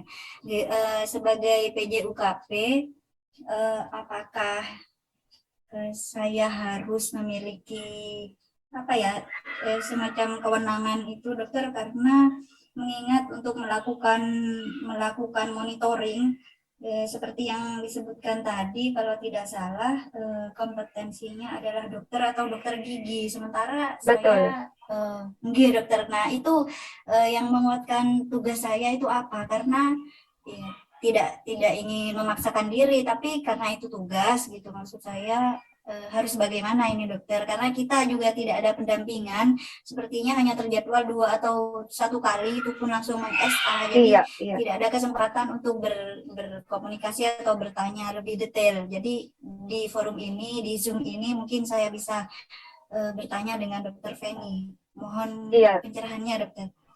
Oh, jadi Mbak Christine ini berkonsultasi ya Mbak masalah tanggung jawab ya. Ini pernah terkait dengan kewenangan tadi. Iya, pernah terjadi dulu itu di suatu puskesmas yang saya dampingi, karena dokter umumnya memang sudah jadi ketua mutu, kemudian ada satu dokter gigi yang memang merasa dirinya belum siap gitu menjadi PJ, akhirnya tetap kita dorong untuk ini jadi PJ. Tapi nanti tugas-tugas akreditasi itu biar dibantu sama perawat, sama bidan gitu. Ada yang bantu begitu. Karena ini terkait dengan kewenangan memang. Daripada pegang mutu, lebih baik dokternya itu pegang UKP. Itu kalau saya yang melihatnya ya. Karena mutu kan di situ tidak dibutuhkan ada kompetensi harus dokter ya. Jadi pengukuran indikator mutu, manajemen risiko, keselamatan pasien, dan PPI itu boleh dipegang oleh selain dokter. Bila memang dokternya terbatas, idealnya memang UKP-nya dulu yang dipegang dokter, mutunya itu boleh selain dokter begitu. Ini masukan ya Mbak Christine ya. Kita memang ketika kita berhadapan dengan kita bukan pemilik kebijakan, kita mungkin memberikan saran dengan ada referensi begitu ya, referensi yang kuat. Dan referensinya itu jangan dibilang ini menurut pendamping akreditasi, bukan begitu ya Mbak ya. Tapi menurut undang-undang, menurut Permenkes begitu ya. Di UKP itu banyak hal yang berkaitan dengan kita melaksanakan monitoring untuk kewenangan. Kewenangan di situ terutama kewenangannya dokter dan nakes-nakes yang lain. Apabila kewenangan itu mungkin diukur oleh orang yang memang bukan dokter, ya, karena kebanyakan di UKP itu isinya itu memang dokter umum ya kebanyakan ya. Alasannya memang lebih kuat kalau PJ UKP-nya dokter begitu. Tapi tetap nanti bila memang Mbak Christine ingin memberikan saran, pakai referensi Mbak, pakai undang-undang, pakai Permenkes gitu. Oke dokter, ini harus baca lagi saya pakai undang-undang yang mana. Soalnya ini mumpung belum banyak yang kita kerjakan terkait dengan kewenangan tadi, saya berpikir bahwa kompetensi saya untuk melakukan monitoring dan lain-lainnya itu harusnya mungkin seorang dokter gitu. Tapi kemarin waktu kami menentukan PJ ya dengan alasan itu bahwa dokter umum memegang di mutu jadinya berat kalau misalnya ada di UKP. Jadi saya juga tidak bisa menolak itu. Tapi hari ini waktu ada penjelasan bahwa terkait dengan kewenangan itu, jadi saya harus berpikir ulang bahwa mungkin ini harus disampaikan sebelum lebih jauh lagi apa yang kita kerjakan di sini, dokter. Iya. Secara garis besar saya setuju itu Mbak. Ini boleh dipakai ya Mbak ya. Persyaratan kompetensi seperti yang saya share ini sudah terlihat ya Mbak ya. Jadi undang-undang tentang praktek kedokteran, tentang tenaga kesehatan itu bisa dimasukkan. Kemudian yang Permenkes 43 tentang puskesmas itu bisa dimasukkan. Jadi nanti dibaca persyaratan untuk menjadi PJ UKP itu apa saja begitu. Karena siap dokter. Ya, jadi bila memang Mbak Christine ingin mengajukan usulan, ada dasar yang kuat.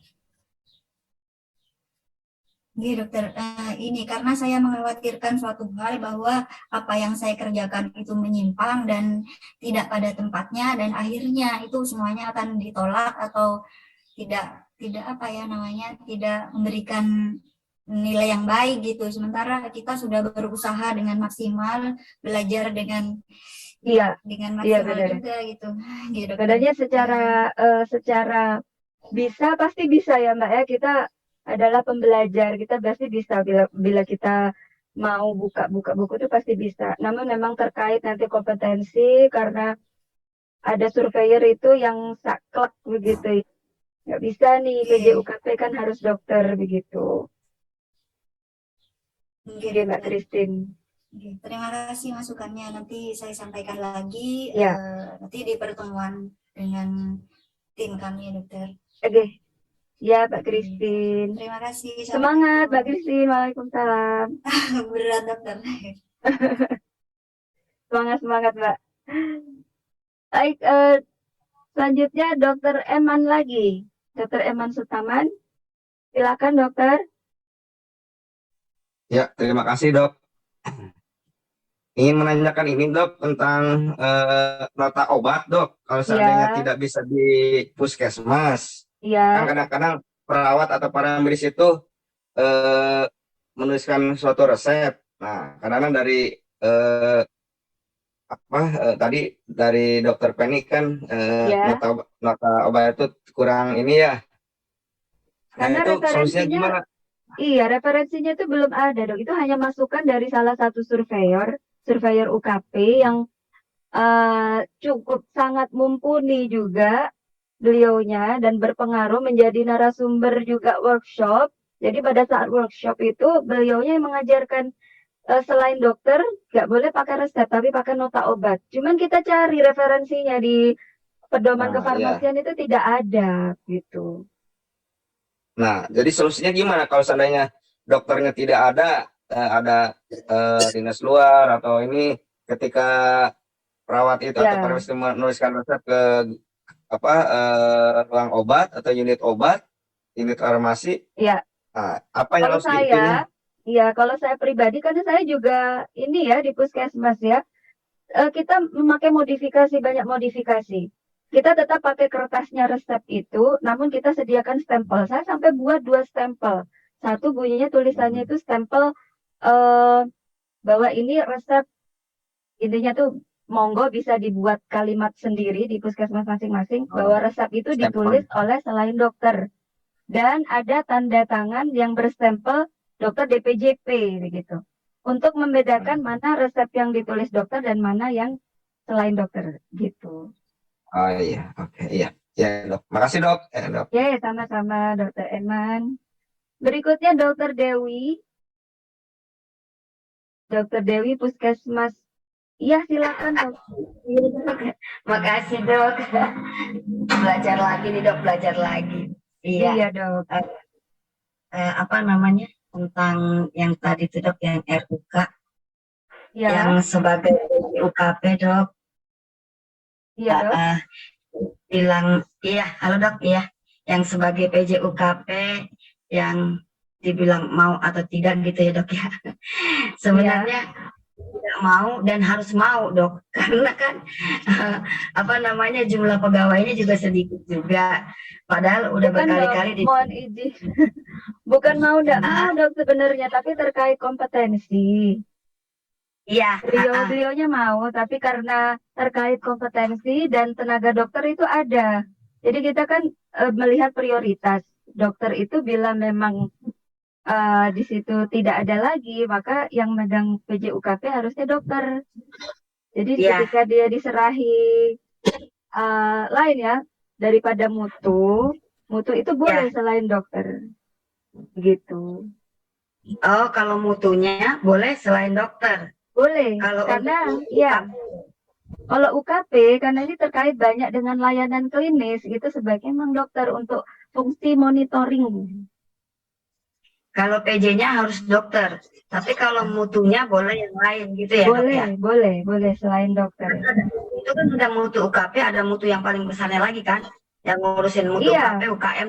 Iya, gitu. maksudnya bukan jadi ketua mutu begitu. Ketua mutunya boleh selain dokter. Oh gitu, ketua mutu yang di atas itu. Oh, kirain harus dokter juga, Dok. Iya, itu kan tadi Mbak yang tadi. Kalau saya gitu loh, Dok, maksudnya saya itu kan udah diunjuk jadi PJ UKP dan berkali-kali udah saya bilang saya nggak mau. Karena Dokter Dewi kan dokter, ya memang harus mau, Dok. Iya benar, makanya saya bilang Dok, mau nggak mau harus mau kan begitu Dok. Nah itu mohon dibantu Dok tentang namanya kita itu sebagai PJ UKP mohon dibantu kasih tahu itu Dok uraian apa tugas-tugasnya itu loh Dok, tugas dan apa yang harus dikerjakan itu loh Dok, karena itu kan nanti berhubungan dengan RUK ya Dok. Ya. RUK juga yang kita buat. Nah kan tahu sendirilah dananya apalah kurang lah, padahal dari kemarin-kemarin udah diminta misalnya seperti printer tapi belum ada akhirnya kan nggak kerja gitu.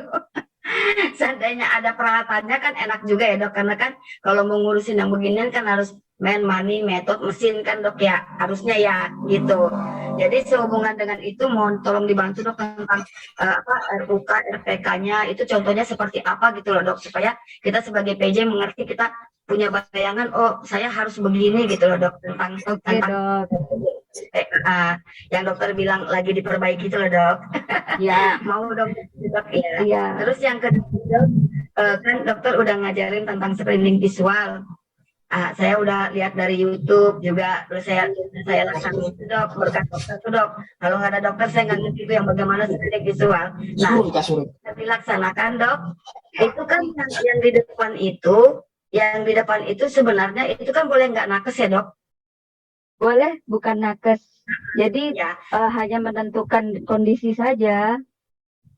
Iya, itu udah kami laksanakan Dok. Cuma yang jadi kendalanya itu Dok, dia itu tugasnya sebagai satpam satu, terus sebagai penerima keluhan-keluhan pasien. Jadi kalau ada keluhan dari bawah, dia yang nganterin ke atas juga tuh keluhan kalau dia nggak sanggup nanganin seperti itu Dok. Nah, setelah dilaksanakan ini screening, dia udah bisa tuh Dok tentang pengisian screeningnya udah bisa. Cuma yang jadi kendala saya nggak sanggup dokter, katanya kalau semua yang kan, kalau kami kan nggak ngambil semua pasien, nggak dok, cuma kami ngambil pasien yang perlu seperti UGD atau pasien yang berdisabilitas, berkebutuhan khusus. Nah, yang jadi kendala Bapak ini, kan Bapak-Bapak ini dok, yang jadi kendala Bapak ini, saya nggak sanggup dok kalau mau nganterin semua ke dalam, begitu dok. Jadi kan kalau udah di screening nih dok kan, ini untuk ke UGD nih, UGD-nya sih deket dok, cuma kalau untuk ke dalam, ke setelah masuk itu kan formnya itu harus dibawa ya dok, kalau berkebutuhan khusus untuk dikasih ke rekam medis, seperti itu nggak dok? Oke, sudah dok? Itu. Nah, dia tuh mengeluh, katanya saya nggak sanggup dok. Ya dokter, saya jawab dulu ya dok, karena waktu kita kurang 15 menit lagi, kita sampai jam 11. Saya jawab dulu ya. Iya. Oke, terkait dengan sama dari pertanyaan keterbatasan tenaga, keterbatasan waktu juga, kita tidak bisa bekerja dengan ideal. Apabila memang puskesmas itu bisa menambah tenaga di setiap lini yang dibutuhkan, termasuk untuk screening visual, itu akan menjadi sangat ideal. Namun bila memang adanya itu saja, ya kita bekerja, sudah saya sangat setuju dengan Dokter Dewi, kalau kita prioritaskan untuk ini tugasnya menerima untuk mengarahkan pasien gawat darurat dan yang berkebutuhan khusus saja dulu. Pasien yang stabil, ya silahkan jalan sendirilah dulu gitu ya. Jadi biar nggak terlalu capek juga untuk petugasnya, karena selain screening visual, pastinya petugas yang front office ini juga ditanyain macem-macem gitu ya. Jadi sarana komplain juga bisa gitu. Pokoknya karena dia pintu masuk gitu, apa aja lah pasien itu ditanyakan ke dia. Jadi itu sama kita dalam kondisi yang tidak ideal, ya kita lakukan dulu mana yang prioritas. Gitu ya Dokter Dewi ya. Karena masih ada 4 lagi yang raise hand. Boleh ya dok ya? Tidak boleh dok. Lagi Dok, boleh dok. Terima kasih Dokter Dewi. Ini berikutnya ada Dokter Suci Rahayu. Mohon maaf kita waktunya sampai jam 11 saja. Silakan Dokter Suci Rahayu. Halo, assalamualaikum dok. Waalaikumsalam warahmatullahi. Iya dok, izin bertanya untuk yang tadi pelimpahan wewenang dok. Jadi untuk yang memberikan pelimpahan wewenang, misalnya nih di puskesmas saya kan untuk unit pemeriksaan umum itu ada beberapa dokter. Itu yang berhak untuk memberikan pelimpahan wewenang itu perwakilan dari salah satu dokter atau keempat dokternya itu membuat dok. Terus kemudian untuk pelimpahan wewenang di persalinan itu apakah dibuat juga, dan yang membuatnya itu apakah dokter TJ KIA atau siapa dok? Ini yang pertama ya dok. Terus ya, kemudian, saya jawab dulu ya. Mohon izin karena ya saya jawab dulu. Dokter Suci, untuk pelimpahan wewenang yang di kebidanan, sekarang kita melihat bukan hanya di kebidanan ya, di semua tempat. Apakah profesi itu merupakan kompetensinya? Bila bukan, berarti dia harus dari pelimpahan wewenang. Untuk persalinan, apakah itu kompetensi dari bidan? Kompetensinya kan? Betul ya dok? Iya dok, iya. Ini untuk persalinan kan kompetensi bidan. Jadi di item dari surat pelimpahan wewenang yang kita buat itu tidak ada bunyi persalinan. Ini saya buka dulu ya. Nah ini dia. Jadi di sini ya, saya dokter memberikan pelimpahan wewenang kepada bidan jabatan di ruang persalinan dan poli KIA. Untuk melaksanakan apa saja yang bukan kompetensinya, yang bukan kompetensi bidan apa? Tata laksana penyakit anak kan, balita ya, bayi dan balita. Tata laksana penyakitnya kan bukan kompetensi bidan itu, kompetensi dokter. Kemudian apa lagi? Kalau KB, kompetensi bidan. Jadi apa yang bukan merupakan kompetensinya, dia harus dimasukkan di sini itemnya, pelimpahan wewenangnya. Gitu nggih, dokter? Baik dok, terima kasih sudah cukup jelas. Satu lagi dok, maaf untuk yang setelah pengkajian awal, itu apakah bisa kita lakukan, tadi kan harus melihat respon time juga. Mungkin saya bisa lihat kalau misalnya hari-hari yang sedikit pasien, nggak terlalu banyak gitu dok. Itu bisa kita lakukan nurse station dok, misalkan kami ada nurse station. Jadi dilakukan pengkajiannya langsung oleh perawat sekaligus beliau membuat askep. Terus kemudian untuk pengkajian awal itu bisa hanya selesai di situ atau harus ke dokter juga? Apa yang ke dokter dan juga nurse gizi itu untuk pengkajian ulangnya, Dok? Iya, ini yang tadi ditanyakan sebenarnya ya, istilah nurse station itu yang di luar poli-poli itu ya. Jadi periksa dulu di luar, baru dia masuk untuk diperiksa dokter. Sekali lagi, itu merupakan suatu advance ya, suatu pelayanan yang advance gitu. Namun pastikan alurnya itu tidak membingungkan pasien. Jadi pasien tidak merasa dilempar sana, lempar sini, kemudian masih ngantri di loket, masih ngantri di sini, masih ngantri di sini, sampai di obat pun antri, di lab antri. Nah, itu yang perlu kita pertimbangkan juga. Mengingat puskesmas kita itu kan sempit gitu ya. Rata-rata kan puskesmas masih sempit sih. Ya puskesmas saya sangat sempit sekali soalnya. Jadi tempat-tempat yang memang kita bisa jadikan satu, ya kita jadikan satu aja. Seperti pengkajian, langsung masuk poli aja kalau saya ya. Karena itu akan mengurangi waktu tunggu dari pasien. Namun bila memang itu kegiatan nurse station itu akan mengurangi waktu tunggu, jadi dokternya tidak terlalu banyak nanti mengkaji, ya, melakukan pengkajian, monggo silakan. Boleh, itu adalah pilihan begitu. Baik, Dok. Itu untuk pengajian awal. Kalau yang ulang, Dok? Kalau yang ulang itu kan hanya swab saja. Jadi mungkin kalau yang bisa langsung ke dokternya, atau kalau di lewat nurse station itu cukup detensi saja ya. Iya, iya. Ya, jadi sederhana begitu. Gitu ya, Dokter Suci. Dok, terima kasih. Iya, terima kasih banyak. Mohon maaf. Saya berpindah ke Dokter Farida. Silakan Dokter Farida.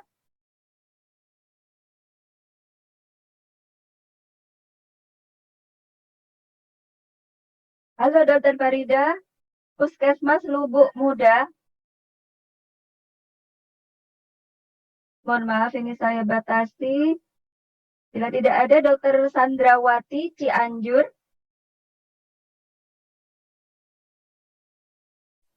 Assalamualaikum, Dok. Waalaikumsalam, ya Dok. Ada beberapa pertanyaan. Yang pertama ini, Dok, mengenai rujukan internal. Ya. Contoh misalnya pasien datang ke poliklinik gigi dengan tensi yang tinggi. Kemudian kan dokter dari poli gigi kan merujuk ke BP umum. Nah, ini kan menggunakan formulir rujukan internal ya, Dok ya. Nah, itu kan formnya itu kan nanti di hektar di rekamediknya ya.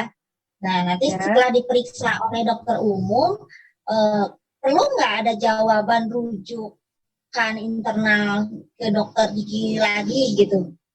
Kan terapinya kan mungkin kan itu satu, Dok. Yang kedua, untuk penyimpanan rekamedik yang baru itu kan sebaiknya tuh di atas ya, Dok ya? Iya. Atau di bagian bawah gitu kan, kita kan membuka order mapnya itu kan yang biasanya kan yang baru di atas gitu. Jadi apakah nanti setiap pasien yang baru itu semua masuk ke order, termasuk tadi itu screening visual, kemudian rujukan internal, semua dimasukin ke situ sampai penuh untuk satu hari pertemuan mungkin ya, satu kali pemeriksaan ya, Dok ya. Karena kan pasien itu kan datang kontrol lagi misalnya seminggu kemudian atau 10 hari kemudian, berarti satu pasien itu bisa sampai penuh ya, Dok ya. Itu ada beberapa lembar gitu kalau dari pemeriksaan hari per harinya gitu, Dok ya. Itu yang kedua. Yang ketiga, untuk persiapan tadi, Dok, izin Dok, dua saja dulu ya, Dok ya. Nanti minta ini, Dok, contoh tadi nota obat sama nota obatnya itu apakah disimpan di tiap ruangan atau di poli loket obat aja, Dok. Terima kasih. Ya. Oke, Dokter Sandrawati, tadi rujukan internal dan umpan balik ya. Nah, berkenaan dengan rujukan, lengkapnya itu nanti ada di standar 3.7 ya, Dok ya. Kita belajar dulu masalah rujukan di standar 3.7 karena juga ada rujuk balik. Ada rujukan dan ada rujuk balik termasuk rujukan internal. Oke, Dok, yang kedua masalah rekam medis ketika pasien datang, apakah dilengkapi setiap pasien datang maksudnya ya, kunjungan ulang ya dok ya? Jadi setiap kunjungan ulang pasti kita lakukan pengkajian ulang. Kalau pengkajian awal tadi kan lengkap, itu dari from head to toe gitu. Di pengkajian ulang kita cukup swab sederhana, kita tanyakan anamnesa sederhana, SOAP biasa saja dok. Pasti kunjungan ulang tetap swab lagi, swab lagi. Ya. Itu dulu ya dok ya. Oh, baik dok, terima kasih. Oke, terima kasih. Monggo Ibu Melisa Anggraini, ini apakah dokter atau ya silakan. Iya, selamat siang dokter. Saya dokter Melisa dari Kalimantan Timur, dok. Iya dokter. Dok, saya ingin konfirmasi masalah yang pengkajian awal. Jadi untuk yang pengkajian awal itu, form pengkajian awal itu diisi saat pertama kali pasien datang ya dok ya? Kalau misalnya sudah datang, iya. Pengkajian awal saat pasien pertama kali kunjungan, ya. Berarti kalau misalnya sudah kunjungan kedua, ketiga dengan keluhan yang berbeda, tidak perlu kita isi kah dok? Nah, kalau memang pengkajian awalnya itu belum ada, jadi kapanpun pasien datang kita buatkan. Pengkajian awal yang lengkap itu ya dok ya. Anamnesa lengkap sampai from head to toe. Bila memang belum pernah kita lakukan pengkajian awal, itu tetap kita buatkan. Namun bila memang sudah ada, artinya riwayat kesehatannya sudah kita punya, ya kunjungan berikutnya kita tinggal swab-swab sederhana saja. Berarti sama kayak general concern tadi ya dok ya, pertama kali kunjungan. Ya, general concern cukup satu kali di kunjungan awal. Bila memang belum pernah dibuatkan ya, kita buatkan di kapanpun kunjungannya. Oh iya dokter. Baik dokter, itu saja dokter. Terima kasih banyak dok. Terima kasih dokter Melisa. Ini yang terakhir ya, mohon maaf. Dari Erlandiansyah Eskepners. Silakan.